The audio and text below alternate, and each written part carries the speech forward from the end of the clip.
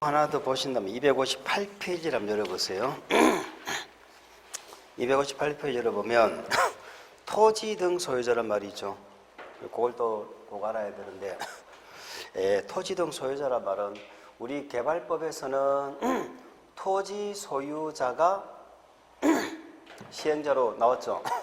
토지 소유자. 왜냐하면 개발법에는 건축물 소유자는 시행자로 안 나옵니다.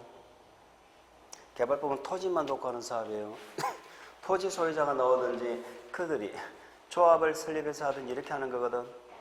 근데 정비법은 토지뿐만이 아니고 건물 소유자도 나오고요. 지상권자까지 나와요.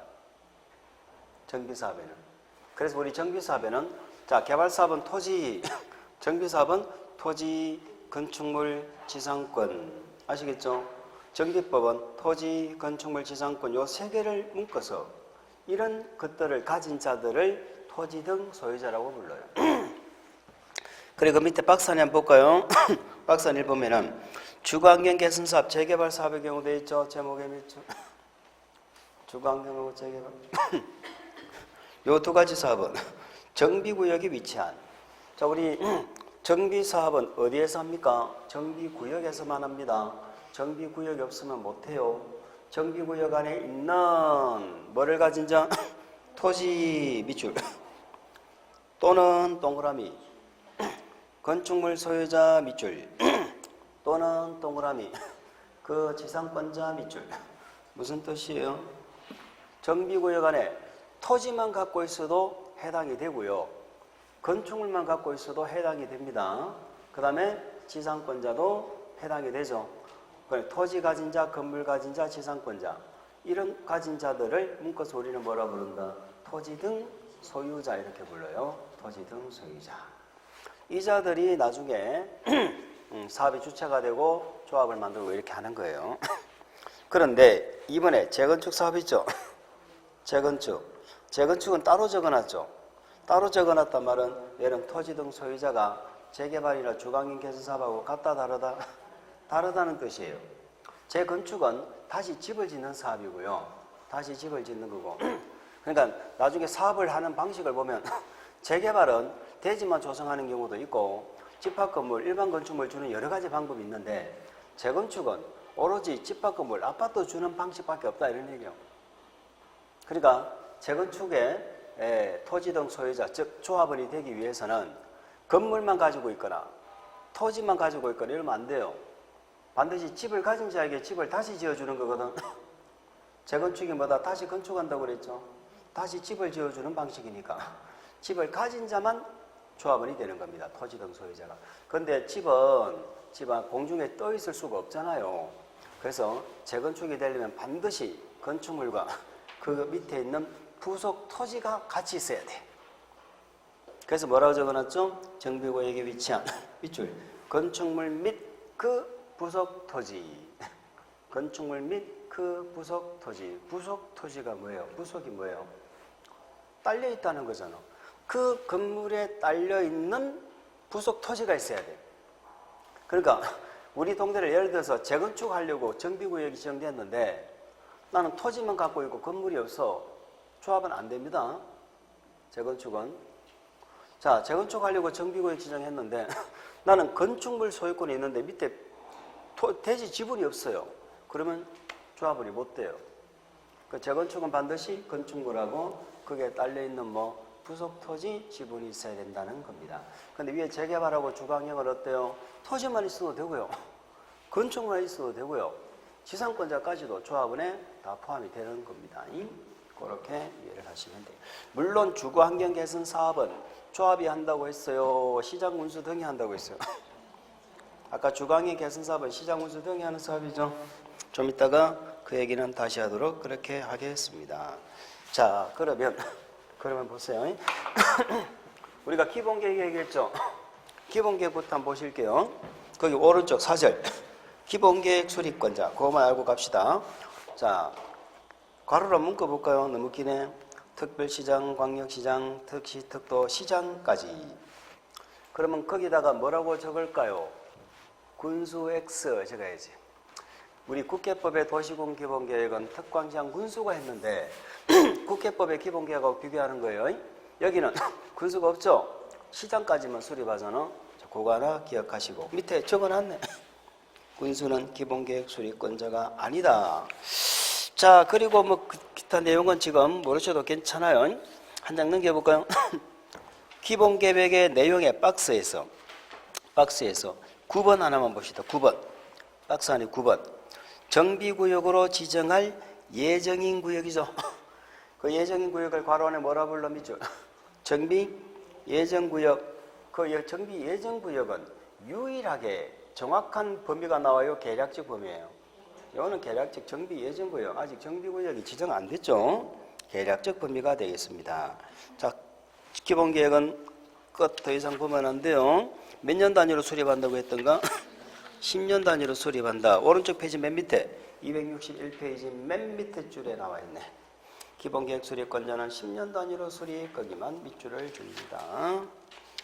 자, 넘겨보세요. 이제는 정비계획을 입안해 가지고 정비계획을 최종 결정해서 정비구역을 지정한다고 돼 있죠. 지정한다고 돼 있는데 지금 이번 진도는 입안권자 이런 거 뭐 보면 헷갈리니까 뭐를 하나 보느냐. 지정권자가 어디에 나와 있을 텐데요. 다른 거 지금 보시면 안 됩니다. 자, 우리 268페이지를 보세요. 268페이지 보시면 큰 2번 정비구역의 지정이 나오죠. 그 지정권자 나오네. 괄호 문구세요. 특광시장군수. 특광시장군수. 괄호 안에 광역시 군수는 뭐 한다? 제기한다. 자, 혹시 기억나세요? 광역시 군수가 있나 없나를 확인하려면 구청장이 있나 없나를 확인하시면 돼요. 그래서 부산을 생각하시면 돼요. 구청장하고 광역시 군수는 권한이 똑같아. 그러니까 구청장이 있으면 광역시 군수도 있는 것이고 구청장이 없으면 광역시 군수도 없습니다. 그럼 정비구역을 지정하는 데는요, 구청장이 안 나오죠. 특광시장 군수가 지정합니다. 부산 같은 경우는 구청장이나 광역시 군수가 지정권이 있는 게 아니에요. 특별시 광역시장이 지정권자예요. 근데 도지역은 도지사가 지정권자다, 시장군수가 지정권자다. 시장군수. 그래서 정비구역 지정권자, 정비구역 지정권자에는 도지사가 안 나옵니다. 도지사가 없다는 걸 꼭 기억해 주시기 바랍니다. 나머지는 안 보셔도 됩니다. 나머지는 안 보셔도 돼요. 그 다음에 272페이지 혹시 한번 보실까요? 우리 개발구역 지정하면은 기억이 안 나셔도 괜찮아요. 우리 개발구역 지정하면 나무 한 그루도 못 빼고 못 심는다고 그랬죠. 그래서 우리 국회법의 개발임 허가는 몇 가지를 허가를 받았는가 기억나요? 국회법에는 6개 받았죠. 근데 우리 개발구역은 7개 받았죠. 여기도 정비구역도 똑같네. 정비구역 1번에 건축물의 건축 등 밑줄 272페이지 박스 안에 건축물의 건축 등 가번에 그 다음에 4번에 보면 맨 끝에 중목의 벌채 식재 있죠. 밑줄. 그러면 우리 국회법하고 개발법 정비법은 개발구역 정비구역 지정되면은 허가 받는 게 몇 번이 다르다고 했어요. 1번, 7번이 다르다고 했죠. 우리 국회법은 건축물의 건축인데 여기는 건축 등이죠. 건축 등. 국회법은 중목의 벌채 식재는 없었잖아요. 없었는데 요거는 있지요. 개발법에도 그렇게 하셨으니까 그렇게 밑줄만 그어놓고 갑니다. 지금은 그래 놓고 그냥 잊어버려도 괜찮아요. 이렇게 해서 1단계는 마무리를 짓고 우리 2단계로 가봅니다. 2단계는 285페이지에 나와져 있는데 자, 2단계는 시행자가 있고요. 자, 이 개발법 정비법 안 적어도 되죠. 개발법 정비법은 시행자가 무슨 계획을 만들었어? 실시계획 만들었잖아요. 실시계획. 근데 정비법은요, 실시계획이라고 하지 않고 시행계획, 뭐 사업 시행계획 이렇게 부릅니다. 용어가 다르네. 일단 시설사업하고 개발사업은 시행자가 작성하는 게 실시계획인데 정비사업은 시행계획을 작성한다 이렇게 부릅니다. 시행계획을 작성한다. 물론 이제 거기 285페이지에 시행 방식을 뭐 중요합니다만 이번 진도에서 그걸 보자는 것이 아니고요. 우리는 바로 288페이지로 갈 텐데 288페이지. 흐름만 파악하고 가실 겁니다. 자, 여기 한번 볼까요? 시설사업은 시행자가 원칙이 시설사업은 입안권자이잖아. 입안권자니까 원칙이 특광장문수 예외적으로 국도도 할 수 있고 행정청이 아닌 자, 입안권자가 아닌 자는 지정받고 개발사업 시행자는 전부 지정받고 기억나시죠? 벌써 이제 조금 지났다고 또 생각 안 나잖아. 몇 번 봐야지 기억이 날까? 최소한 100번은 봐야 100번은 봐야 얘는 입안권자고 개발사업 시행자는 무조건 지정받고 이렇게 생각이 난다니까. 자, 그러면 정비사업 시행자는 누구냐를 지금부터 한번 생각해 보시는 거예요. 아까 정비사업은 시행 방식, 사업 종류가 세 가지가 있었죠. 한번 읽어볼까? 주거환경, 무슨 사업? 개선사업. 영어부터 읽겠어요. 두 번째 무슨 사업? 재개발사업. 세 번째 무슨 사업? 재건축사업. 이렇게 됩니다. 재건축사업. 이미 아까 얘기했어요. 이번 주에 기억할 거. 주거환경 개선사업은 시행자가 시장운수 등이 한다고 그랬죠. 주거환경 개선사업은 시장운수 등이 해주는 사업이에요. 해주는 사업. 아까 달동네도 조합을 만들어서 사업을 못해요. 사업을 한다는 것은 어때요? 자기들이 조합을 만들어서 하면은 정비사업을 하는 개발에 이익이 있어야죠. 쉽게 말해 돈이 돼야 사업할 거 아니에요. 달동네 주민들은요, 거의 자기 땅도 아닌데 불법 건물 짓고 하루 벌어먹고 하루 먹고 살기도 힘든 사람들이에요. 그 사람들 보고 조합 만들어서 한번 재개발 한번 해봐라. 절대 안 된다니까. 그래서 시장운수 등 해줘야 돼. 해줘야 돼. 아까 스스로 보증하는 방식은 시장운수 등이 뭐만 해줬어요? 정비기반시설, 공동이용 시설만 해줬잖아. 집은 스스로 알아서 했고. 그래서 주거환경 개선사업 시행자는 누구다고 기억하죠? 시장운수 등이라고 기억하시고, 이번 진도는 다시 말해서 여기는 절대로 누가 나오면 안 돼? 조합에 나오면 안 돼요. 그런데 재개발 재건축은요. 재개발 재건축은 누가 해요? 조합이 해요. 조합이. 재개발 재건축은 조합이 하는 거라니까. 우리 재산 가지고 우리 주민들이 주체가 돼서 한다는 겁니다. 주민들이 주체가 돼서. 재개발 재건축. 그런데 우리는 여기서 한 가지만 기억하십니다. 기억할 게 뭐냐면 이번 진도에서. 자, 우리 정비사업은 도시개발사업하고 차이점이, 개발사업은 그냥 토지 소유자. 만약에 이 동네 땅이 내 땅이요. 아니면 토지 소유자 몇 명이 올려가지고, 해가지고 개발사업 할 수 있어요. 아니면 우리가 조합을 만들어가지고 할 수도 있어. 7명 이상이 되면. 자기들 마음이야. 근데 우리 정비사업은요, 재개발 재건축은 소유자, 아까 토지 등 소유자라고 그랬죠? 토지 등 소유자가 하면 안 되고요. 의무적으로 조합을 만들어서 해야 돼요. 의무적으로 조합을 만들어서 해야 돼요. 그게 특징이에요. 그럼 조합을 만들어서 하는 거하고 안 만들어서 하는 거, 그 뭐 어떤 차이가 있을까요? 우리 개발조합, 정비사업 조합은 법인이에요. 법인, 사단 법인. 법인. 우리가 민법 시간에 사단 법인을 뭐 공부를 안 할 수도 있겠다, 그죠? 시험 범위가 아니니까. 우리가 민법 시간에 권리 능력의 주체가 되는 건 인이 두 개가 있잖아요. 자연인하고 뭐하고 법인하고 두 개가 있잖아. 그럼 사단 법인이란 건 법인의 이름으로, 조합의 이름으로 업무를 추진하기 때문에 굉장히 추진력이 강하고, 그죠? 빨리 사업을 진행할 수가 있어요. 그래서 정비사업은 의무적으로 조합을 구성하도록 되어져 있는데, 이 재개발은 예외를 인정한다는 것입니다. 재개발은 예외를 인정하는데 그 예외가 뭐냐? 토지 등 소유자가 20인 미만인 경우 있죠.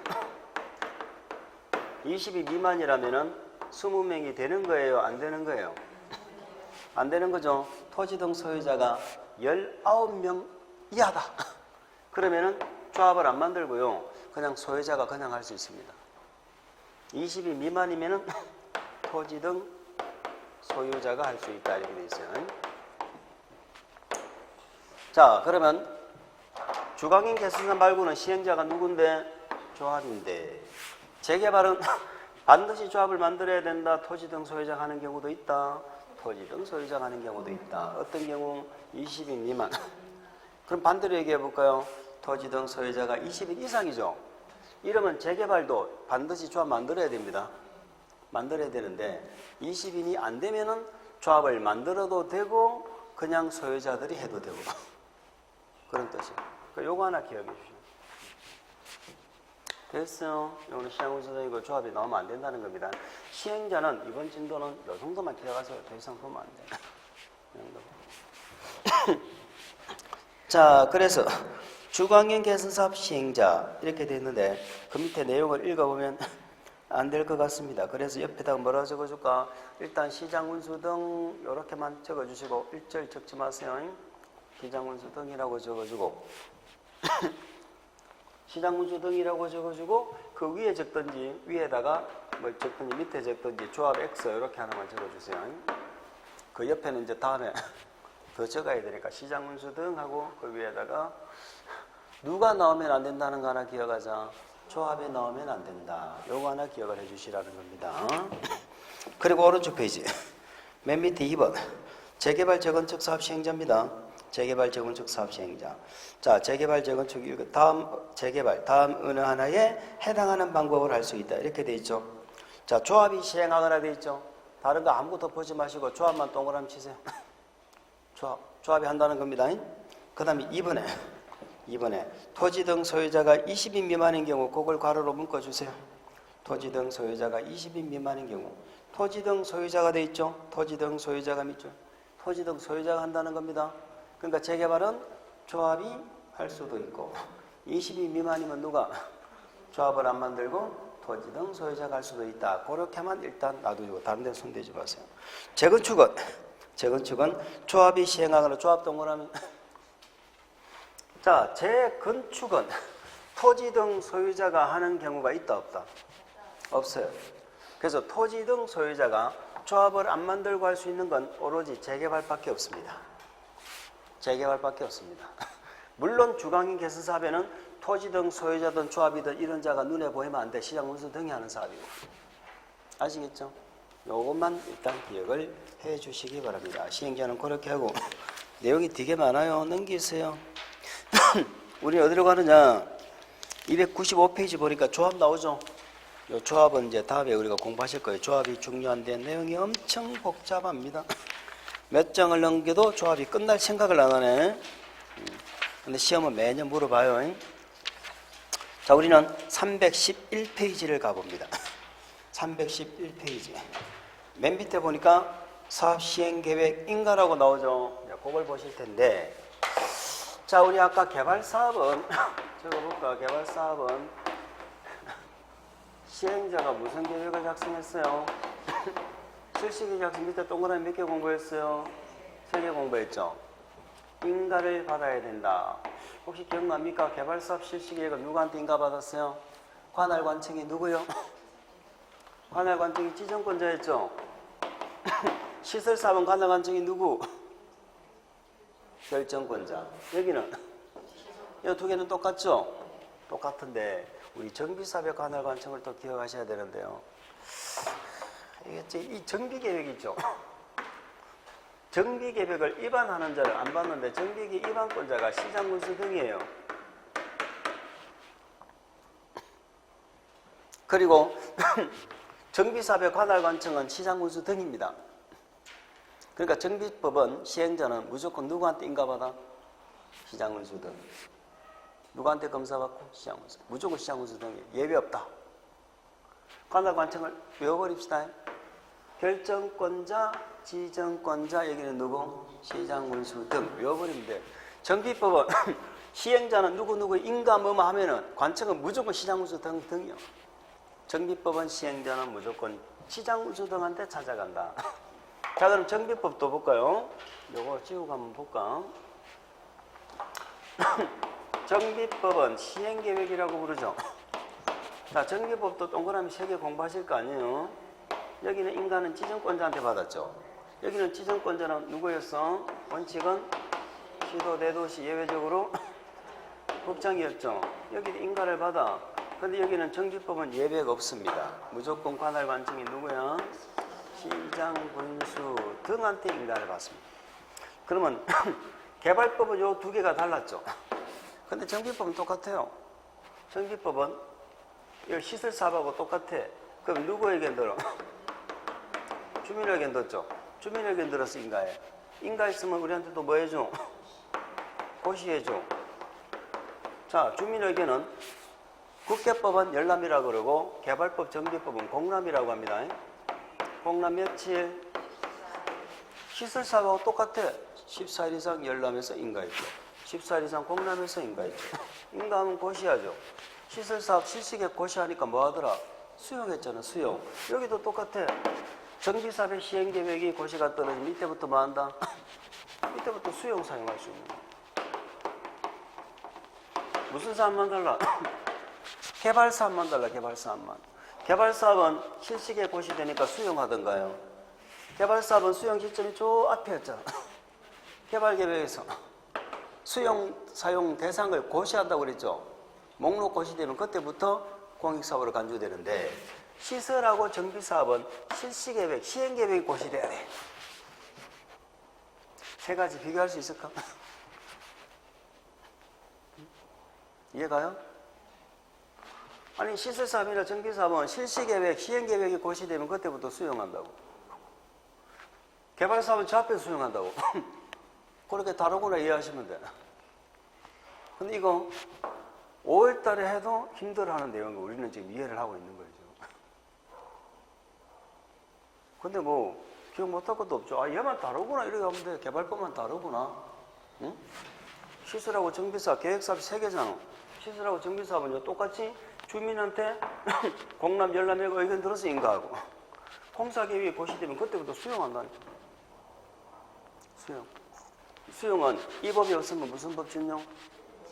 공치법 준용. 똑같은 거야.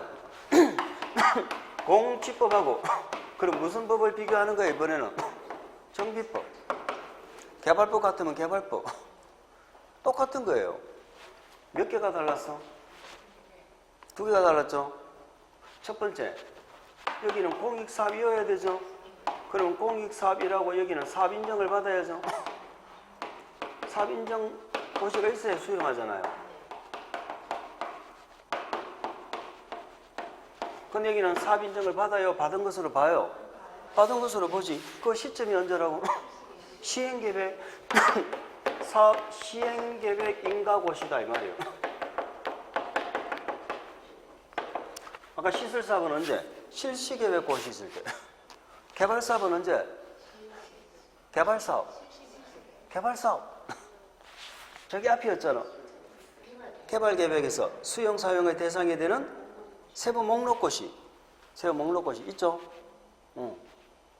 시점만 다르지 똑같잖아. 지금 무슨 말 이해하시죠? 이 계획사업 세 개는 사업인정을 받는다. 사업인정을 받은 것으로 본다. 받은 것으로 보는데 얘는 언제? 실시계획고시. 얘는 개발계획에서 수용사용 대상인 세부 목록고시. 그것만 아시면 돼. 여기는 시행계획고시. 똑같잖아요. 이해가죠? 모르면 뭐 한 몇 번 더 보면 돼. 뭐 몇 번 더 보면. 이걸 이해를 못하면 모르면 안 돼. 이거 모르면 큰일 나지. 두 번째가 뭐든가 재결신청이었죠. 재결신청 기간이 공시법에는 사업인정이 떨어지면 이때로부터 몇 년? 1년에 하라고 그랬죠. 1년이 지나버리면 어떻게 돼? 사업인정 받은 효력이 날아가 버리잖아. 공익사업이 더 이상 아니죠. 수용 못한다니까. 1년 지나버리면. 근데 여기는 시행기간 내에만 하면 된다고 그랬잖아. 개발법도 똑같아. 여기도 똑같아. 그러니까 시설사, 개발사, 정비사업이 수용에 관해서는 요거 빼고는 공시법 준용 똑같다니까. 그 요 두 개 알아야지. 언제 사업인정 받은 것으로 보는가. 이걸 알아야 될 거 아니에요. 시설사업은 언제? 시설, 실시계획고시. 개발사업은 언제? 정비사업은 언제? 그렇다니까. 그건 뭐 됐지 뭐. 근데요, 우리 정비법은 한계가 더 있어요. 무슨 말이냐? 정비법은 공치법을 준용 안 하는 게 한계가 더 있단 말이에요. 자, 우리가 수용은 본래 보상금을 주고 수용하는 게 맞죠? 근데 정비법은 나중에 현물 보상이 가능해요. 보상금은 본래 돈 주는 거거든. 돈 주는 건데 정비법은 공사 끝나면 앞에는 준공검사 받는다고 그랬잖아요. 정비법은 또 준공검사하면 또 재미없거든. 준공인가라 그래. 똑같은 말이에요. 용어만 다르겠어. 준공인가 받고 현물 보상을 할 수 있어. 현물 보상한다는 얘기는 돈으로 안 주고 아파트로 줄 수 있다 이 말이에요. 수용하는 대가로. 이거는 정비법에만 나오는 거야. 개발법하고 시설사업은 요 두 개 나왔죠. 개발법하고 시설사업은 이 공치법 준용 안 하는 게 두 개였거든. 정비법은 한 개가 더 있어. 일단 이렇게 기억하죠. 정비법은 요 세 개 빼고 수용할 때는 역시 무슨 법 갖다 쓴다? 공치법 갖다 써요. 요거 한번 확인해 볼까요? 자, 뭐 시행계획서는 누가 작성한다고 되어 있어요? 당연히 시행자가 작성하겠지. 그렇죠? 자, 우리 그저 한 장 넘겨서 313페이지 큰 3번 사업시행계획의 인가가 나오죠. 그 1번 봅니다. 사업시행자, 일단 괄호 밖으로 가시죠.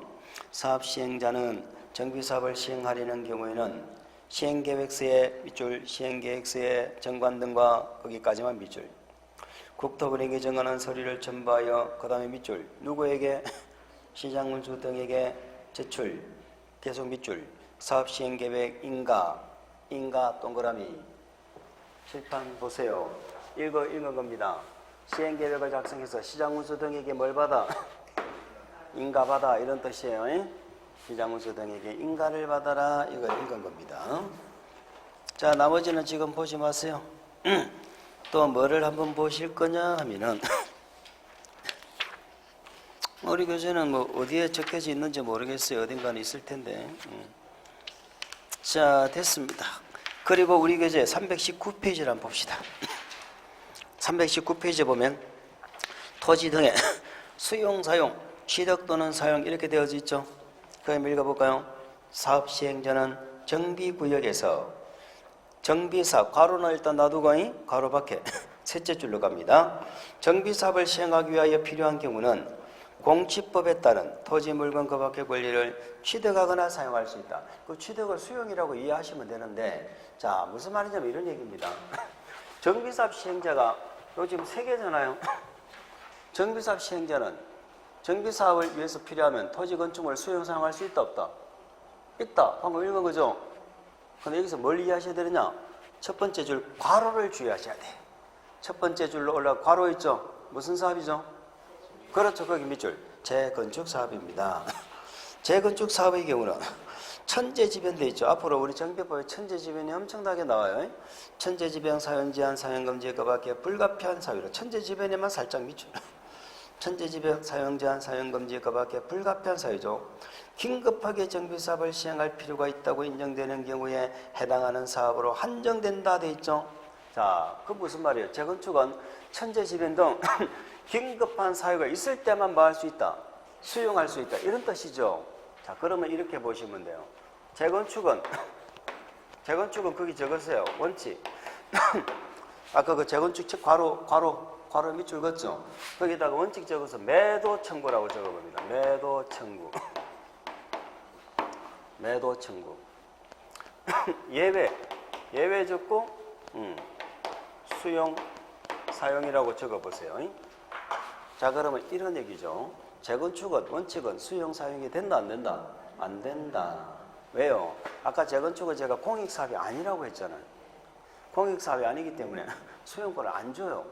근데 재건축도 천재지변 등이 있으면 수용, 사용할 수 있다 없다? 있다, 이런 얘기거든.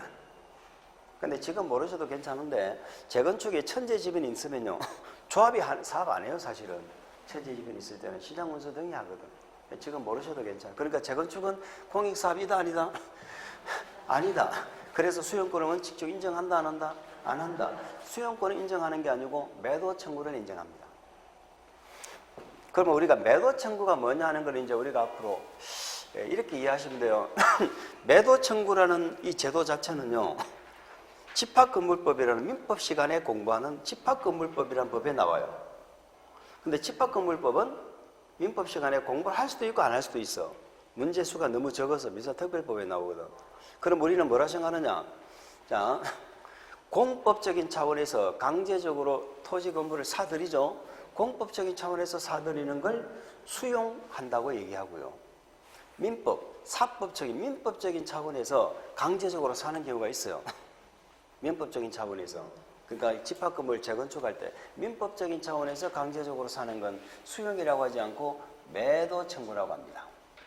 강제적으로 사는 건 똑같아. 근데 매도 청구는 무슨 차원? 민법. 수용은 공법. 무슨 차이가 있을까? 민법에서 사는 건 계약 체계라는 거예요. 계약은 시가로 하죠. 민법에서 매도 청구는 시가로 강제적으로 계약을 체결할 수 있다는 거예요. 나한테 강제적으로 팔아! 아시겠죠? 그게 매도 청구예요. 근데 시가로 하는 거예요. 근데 수용은 그게 아니죠. 수용은 감정평가한 가격을 기준으로 협의하고 안 되면은 강제 수용 들어가잖아. 무슨 말 이해갑니까? 그럼 재건축은 수용을 인정한다, 매도 청구를 인정한다. 매도 청구 인정한다네. 그거 한번 이해하시면 되겠죠? 넘겨보실까요? 자, 다음 페이지에 2번. 정비구역에서 정비사업 시행을 위한 토지 건축물의 소유권과 그 밖의 권리에 대한 수용 사용은 이거 모든 법이 똑같아. 이 법에 특별한 규정이 있는 경우를 제외하고는 무슨 법 준용? 공취법 준용. 이건 아시죠? 그래서 공취법의 특례가 저 밑에 박스 밑에 나와 있네. 3번. 박스 밑에 3번 수용 사용의 특례. 자, 제목 보면 이제 이해가 가야 되는데 사업 인정을 받은 것으로 본다죠. 사업 인정 고시 의제죠. 근데 언제 의제가 된다고 돼 있어요? 밑줄. 사업 시행 계획 인가 고시 괄호 밖에 인가 고시가 있을 때 거기 밑줄. 사업 시행 계획 인가 고시가 있을 때. 개발 시설 사업은 언제여서 시설은 실시 계획 고시. 여기는 사업 시행 계획 인가 고시가 있을 때. 이해갑니까? 공취법에 따른 뭐가 있는 것으로 본다 밑줄. 사업 인정 및 그 고시가 있는 것으로 본다. 그거 하나 기억하시고. 두 번째, 재결 신청 기간은 똑같아요. 수용 사용에 대한 재결 신청은 공취법에 불구하고 공취법은 사업 인정 고시일로부터 1년이죠. 근데 우리 계획 사업을 언제까지 하면 돼? 맨 끝에 그렇죠. 사업 시행 기간 이내만 하면 된다 하는 것입니다. 근데 우리 정비법은 특례가 하나 더 있다고 그랬죠. 오른쪽 페이지 3번. 현물 보상을 할 수 있어요. 사후 현물 보상.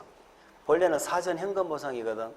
읽어볼까? 토지 건축물을 현물 보상하는 경우는 공취법에 불구하고 공취법은 사전 현금 보상이 원칙입니다. 공취법 밑에 한번 적어봐. 사전 현금 보상. 공취법은 사전에 현금으로 보상하는 게 원칙인데 우리 정비사업은 준공인가 이후 있죠? 밑줄. 준공인가 이후에 현물 보상할 수 있다는 겁니다. 문장이 좀 잘렸네. 준공인가 이후에 현물 보상이 가능하다 하는 것까지만 기억하시면 되겠습니다. 됐죠? 됐고요. 그러면 우리 개발법의 실시계획하고 정비법의 시행계획은 무슨 계획이 더 내용이 복잡할까요? 찍어보세요. 두말하면 장소리지. 정비법 시행계획이 복잡하지. 정비법은요, 기존에 있는 건물을 철거하고 다시 집을 짓는 사업이잖아. 개발사업은 쉽게 말해서 나대지에 토목공사하는 거고, 여기는 건물을 싹 철거해야 개발사업하고 라인이 같아지는 거예요. 그럼 건물 철거하는 내용까지 다 해야 되기 때문에 되게 복잡하겠죠. 건물 철거하면 폐기물도 나오고 막 그러잖아요. 정비사업은 이게 재개발한다고 방치해 놓으면은 그게 막 강력 범죄 사건도 발생하고 그래요. 여러 가지 해야 될 게 많아. 그러면 요거 동그라미 3개 했으니까 정비사업 시행계획은 동그라미 3개로 될까 안 될까? 안 돼. 사실은 최소한 4개는 더 해야 돼. 그러니까 요 4개는 다음에 보면 돼. 우리는 똑같은 걸 지금 공식적으로 동그라미 3개 공부한 겁니다. 자, 시행계획 인가가 났어. 시행계획 인가가 났어. 우리 실시계획 인가, 시행계획 인가의 의미를 제가 이렇게 이해하시라고 그랬어요. 실시계획 인가 났네. 실시계획 인가 났네. 시행계획 인가 났네. 이 말은 모든 사업의 내용이 뭐가 되어졌다? 확정이 되어졌다. 사업의 내용이 모두 확정이 되어졌다. 확정이 되어지면 이제 뭐 하느냐? 3단계로 들어가야지. 공사 들어가야지. 아까 환지 방식. 개발사업의 환지 방식 있죠? 환지 방식하고 비교를 하셔야 돼요. 개발사업의 환지 방식이 어떻게 했어요? 환지 계획 작성했죠? 환지 계획에 뭘 받았어? 인가 받았죠? 인가가 떨어지면은 공사에 들어가고, 공사가 끝이 나죠? 끝이 나면 환지 계획에 정한 내용대로 토지를 돌려줬죠? 돌려주는 거 뭐라 하더라? 환지 처분. 환지 처분하는 방법은 환지 계획에 정한 걸 알리고, 대외적으로 뭐를 하면? 공고를 하면 언제 소유권을 취득한다? 공고한 날에 다음 날에 소유권을 취득한다. 이렇게 했었죠. 그러면 정비사업도 환지 방식하고 비슷해요. 여기는 종전 토지 가진 자에게 토지 주는 거, 여기는 종전에 토지나 건물 가진 자에게 대지나 건물 주는 거. 응? 건물이 들어간다는 게 차이점이에요. 아시겠죠? 자, 그러면 얘하고 얘는 또 첫 번째 차이가 뭐냐? 환지 계획은 환지 계획을 짜기 위해서 신청을 받았어요? 안 받았어? 안 받았지. 뭐만 신청받았어? 입체 환지. 기억납니까? 입체 환지는 신청받았거든. 입체 환지하고 얘하고 같다니까. 얘도 신청받아. 뭐를 신청받아? 얘는 분양 신청받아. 분양 신청. 일반 환지계획 평면 환지와 다른 거잖아. 분양 신청. 이 분양 신청은 조합원들이 하겠죠. 조합원들한테 분양 신청을 받아요. 그러면 분양 신청을 안 하는 조합원도 있겠죠. 분양 신청 안 하는 조합원들은 돈 줘서 내보내야 되는 거예요. 돈 줘서 내보내고 분양 신청하죠. 한 자에게는 아파트 주는 계획을, 분양 계획을 짜야 될 거 아니에요. 자, 여기는 환지 계획이라고 했고요. 정비법은 그 아파트 주는 계획을 관리처분 계획이라고 합니다. 이 관리처분 계획에 인가가 나야 돼. 그러면 개발법하고 치면은 얘는 무슨 계획하고 비슷한 거예요? 환지 계획하고 비슷하지. 얘는 토지 돌려주는 거, 토지 대신에. 얘는 아파트 돌려주는 거. 단 얘는 토지 대신에 토지 돌려줬는데 여기는 토지 건축물 대신에 대지 건축물로 주는 거야. 그게 차이나. 우리 정비법은요, 다음에 다 아시게 돼. 토지란 말하고 대지란 말을 또 다르게 써. 사업을 하기 전에 토지는 토지라 그러고, 정비사업에서 조성된 토지는 대지라고 그래. 그러면 종전에 뭐 대신에? 토지 대신에 뭘로 줘? 대지로 돌려준다, 이렇게 표현하는 거예요. 그러니까 종전에 토지 건물 가진 자에게 새로운 대지 건물로 돌려주는 걸 관리처분 계획이라고 얘기하고, 이 계획에 인가가 나야 공사에 들어가. 뭐 환지 계획하고 차이점이 굳이 있다면은 얘는 인가에서 고시를 해요. 얘는 뭐 고시 절차가 없는데요. 공사 들어갑니다. 이 내용까지는 다 우리가 지금 공부하실 필요 없고, 공사 들어가. 그러면 또 이 절차가 있죠. 절차. 그 절차가 동일하진 않은데 공사 끝났어. 끝나면 여기는 환지 처분했죠. 여기는 뭐라 하느냐? 관리처분 계획에서 아파트 몇 동 몇 호 준다고 약속을 했을 거 아니에요? 여기 아파트 몇 동 몇 호 준다는 약속이에요. 그러면 이걸 우리는 분양 설계라고 그래요. 여기는 무슨 설계라고 했어 아까? 환지 설계라고 했죠. 관리처분 계획에서 약속한 대로 아파트를, 대지 건축물을 줘야 되겠죠. 관리처분 계획 약속한 대로 새로운 대지 건축물에 소유권을 이전시켜 준다고 얘기합니다. 여기는 환지 처분한다고 그랬죠. 여기는 소유권을 이전시켜 준다고 표현해요. 소유권을 이전. 그게 무슨 말이냐? 우리 정비사업의 개념 자체가 이런 개념이거든. 내가 여기 아파트가 한 채가 있다. 그럼 요거 철거를 하죠. 철거를 하면은 지금 소유권이 없어지죠. 이건 소유권인데. 그러면 새로 아파트를 짓죠. 지어가지고 새로운 아파트로 이 소유권을 뭐 시켜준다고? 이전을 시켜준다. 이렇게 표현하는 거예요. 그러니까 얘는 의미는 똑같아. 소유권 이전. 소유권 이전하는 방법이 뭐냐? 얘는 환지 계획에 정한 사항을 토지 소유자에게 알렸죠. 그럼 여기는 뭘 알려줘야 돼? 관리처분 계획에 정한 사항을 알려줘야 되겠죠. 분양받을 자에게. 알려주고 여기는 공고한다라고 하는데 정비법은 공고란 말 대신에 고시란 말을 써요. 똑같죠? 고시하면 언제 소유권 취득할까? 그러니까 소유권 이전하고 환지 처분하는 요 뒤에 부분은 나중에 공부 한두 번 하면은 어려운 게 아무것도 없어. 결국 다음날 묻는 거야. 응? 그러니까 우리는 요 환지계획관리처분계획 요 계획 정도 잘 이해를 하시면서 이렇게 절차는 이렇게 마무리를 지으면 되겠습니다.